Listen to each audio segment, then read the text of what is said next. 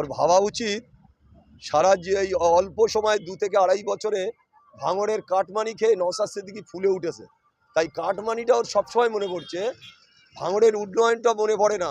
2.5 বছরে এমএলএ হয়ে ভাঙড়ে একটা কাজ করেনি, কত কাটমানি খেয়েছে নওশাদ। একটা অসভ্য মিথ্যেবাদী ধাপ্পাবাজ চিটিংবাজ আমি মনে করি নওশাদ। ভাঙড়ের মাটিতে যা কাজ হয় ভাঙড়ের উন্নয়নের স্বার্থে তৃণমূল কংগ্রেস কাজ করে।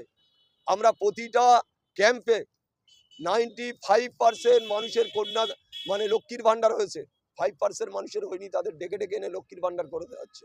স্বাস্থ্যসাথী, কন্যাশ্রী, যুবশ্রী, ঐক্যশ্রী, খাদ্য সুরক্ষা থেকে শুরু করে সমস্ত প্রকল্প প্রায় 95% হয়ে গেছে। কিছু কিছু 6 মাস পর পর হচ্ছে, যাদের বয়স বাড়ছে, ধরো 6 মাস পরে একটা মেয়ের বয়স 25 বছর হবে, সে লক্ষ্মীর ভাণ্ডার পাবে।